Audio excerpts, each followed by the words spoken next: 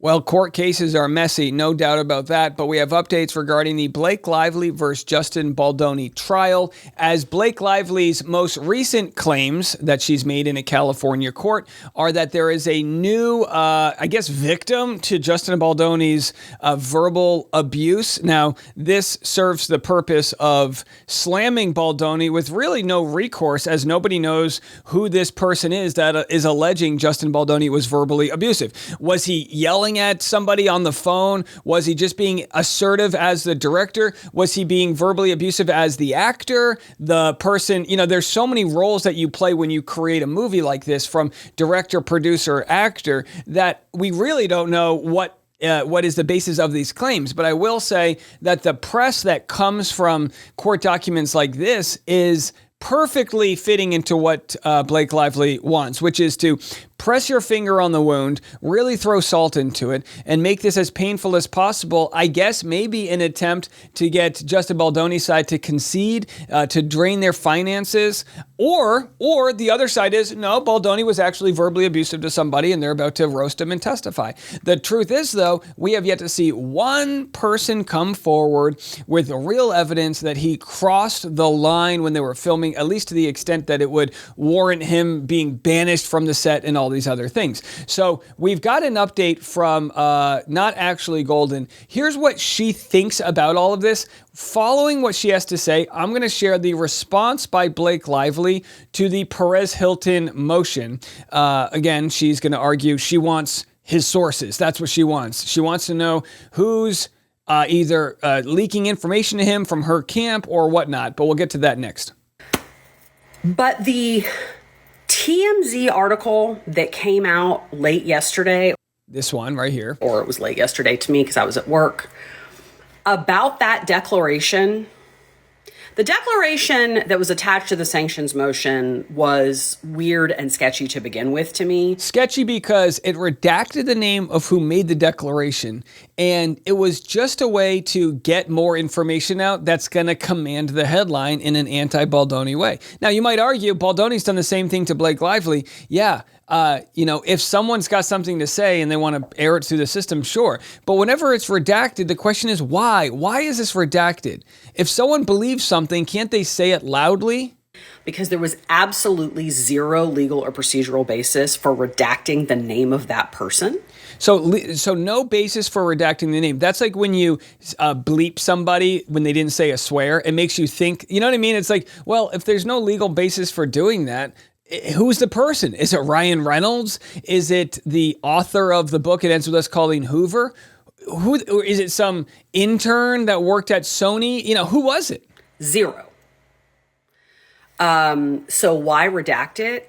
And it seemed very Blake Lively? Irrelevant because, as I stated before and others have stated, it has nothing to do with sexual harassment or retaliation. It was at most that Justin had been they'd had negative interactions with him on set. Which, by the way, when I read, I can name dozens of people that I've worked with, assistant directors from Gossip Girl, just horrible people that have talked so down. I got in a fight with somebody on the set of Suits. I stood in on the pilot episode of Suits for the guy Patrick, right, the blonde guy. Yeah, that's right. I met Meghan Markle, picked that name off the ground. I know a princess. I got my own princess over here, but I knew a different princess. Either way, the point being is you meet cruel people in the world of filmmaking. You meet a lot, mainly amazing people, but there's always time deadlines and money on the line and get this shot and don't do this. I've seen stunt coordinators yelling at their stuntmen, throwing them. You see so many abuses. This is why you need unions on set and representatives, because people can take things too far. They can cross boundaries. That's why you need, set representatives there. It's why you need intimacy coordinators, all of that, absolutely. But somebody yelling at somebody? Are you kidding me? That's going to be in the court filing? Someone raised their voice? Now, maybe when it comes out, the testimonial about verbally abusive will mean something far more damning. But if it were far more damning, I think it would have been in the sworn affidavit. TMZ last night, that, they say it's an exclusive, it obviously came from the Lively camp, that this person who signed this declaration is absolutely going to testify That was the one, you guys. That just knocked me over with a feather. And the reason for that is there is no way in hell that a person who had a general negative interaction with Justin Baldoni or Jamie Heath or anybody at Wayfair would ever be permitted to testify about those incidents in a trial about sexual harassment and retaliation. Because in the United States, propensity evidence is not permitted. You are not allowed to introduce evidence that someone did something before as evidence that they did it this time.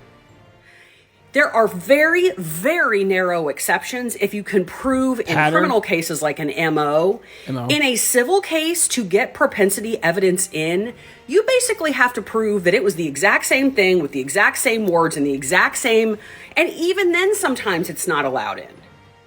Because in the United States, we make decisions on the facts of what happened in this case. Not whether the person was a shitty person before, not whether they did something similar before. If they never got convicted of a crime, even convictions of crimes you can't always introduce. So for her team to tell TMZ this person is going to testify is the thing I needed for me to finally start coming to the conclusion that they may not have anything.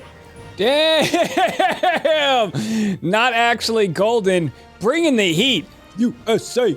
USA. I had to bring the music because she started saying, not in this country. There it is. Not actually golden.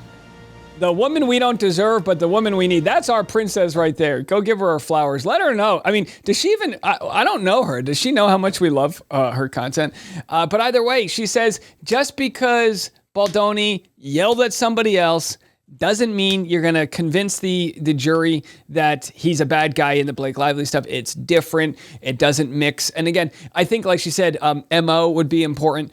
Maybe also if there's a pattern, if he says the same exact words to, if I don't know, if there was just a certain fraudulent thing he was doing the same way, like if he was a predator and he was lying to people and this is what he would say, whatever the case may be. But that's so far away from what they're talking about. Good on her. Now, how do you follow that? In the case of Mario Lavandera Jr. versus Blake Lively, and again, Mario, that's Perez Hilton, another guy that we love. I love his come up here. I love how long he's been in the grind, and I love that he's probably getting some good traffic and love from this because he's done nothing wrong in this case. He's done nothing wrong as far as the way he's covered the case, and Blake Lively has subpoenaed him to get she wants his sources. And again, of course, Mario Perez Hilton. I don't know why he doesn't go by Mario Lavandera. Isn't Lavandera, is that like laundry? Like lavanderia? I don't know. Either way, it's a beautiful name. I don't know who's going to win this, but the side of me that's curious does want to see his sources, but the journalist in me knows that's absolutely privileged. That's information he should never, ever have to release. And that's just the way the world works. It's if you think that's not fair, it's like, well, there is a privilege for journalists to protect their sources, or else no sources would ever come forward and whistleblow and, whatever. So that's my thought regarding that. A quick update regarding Banksy. Are you guys familiar with this? Banksy, and you can see right here at the bottom here, Banksy made this artwork on, I guess, city property here. And now they're saying because he did it on city property, he might have to be involved in a court case, which may reveal his identity. Is this the moment, if he is charged and appears in court, when it all becomes entirely public? Does he have to appear in court? Can't he just plead guilty? I think if he pleads guilty, there will still be court documents where he has to give his real name and address and all of that. Things like that are known to a lot of people already. I mean, he has accountants, he pays tax, he has a publicity machine, he has a company called Pest Control. So, I've seen in various... So there he is. There is what appears to be a judge with a gavel beating down on a man who's holding up, maybe, it's not the Constitution. I don't know what that document would be called, but it's very symbolic. Various newspapers over the years, photographs that purport to be him. His original name was Robin Gunningham. We know a lot about him already. His original name is Robin Gunning. I didn't know any of this stuff, but either way, here's the video of the folks scrubbing the image away. What's so funny is his artwork sells for hundreds of thousands of dollars, maybe millions, right? People go rich when they get some Banksy original artwork. But in this case, it is scrubbed clean. Now, our final story of the day is this wild, and I have to cover it, this wild escalation between Russia and Poland. Poland says it shot down Russian drones that violated its airspace during attack on Ukraine. Now, these aren't the drones you use to film Timmy's soccer practice, right? This situation brings us the closest we have been to open conflict since World War II, Polish Prime Minister Donald Tusk said. So there it was. Leaders across Europe condemned the incident as the latest sign of escalation from the Kremlin, which has rebuffed President Donald Trump's bid to broker peace talks. Like, how wild is this, right? And maybe this is why you don't hold meetings with the president or dictator of Russia when he is committing so many crimes against Ukraine. So many folks have died senselessly from the president of Russia. And we've said this all along. Russia and Putin have not wanted to stop at Crimea or Ukraine in general. They want to take back the USSR. They want to take back these satellite Soviet countries. Poland was literally steps away from Ukraine, and everybody who knows anything geopolitically has said, Poland's next. And the second Russia steps foot in Poland, the U.S. gets involved because the U.S. is a contributing member of NATO. Or the United Nations. What did I say before? Did I get that right? Trying to get the story right here, folks. We can't cover it all. The Russian Defense Ministry said it had attacked the military-industrial complex of Ukraine in a large-scale strike, but that there were no targets envisioned for destruction on the Polish territory. Pointing to the flight range of the drones it said it used against Western Ukraine. It said it was ready to hold consultations with the Polish Ministry of Defense on this matter. Polish Foreign Minister Radoslaw Sikorski said there was no doubt the incursion was intentional. I guess that's going to be the case. There were 19 breaches. That's 19 drones. It simply defies imagination that it could be accidental. This is not a threat. This is a threat not only to Poland. This new technology of the mass use of drones is a threat to all of the EU and nature, and we need to face it together. Yeah, it's absolutely wild stuff there. So we'll have to see how it all plays out, but we'll be here to continue to discuss this as we have to figure out what's our country going to do. Are we gonna stand in coalition with the forces to defend from these invasions? Or are we going to turn a blind eye? And really, we'll find out very soon.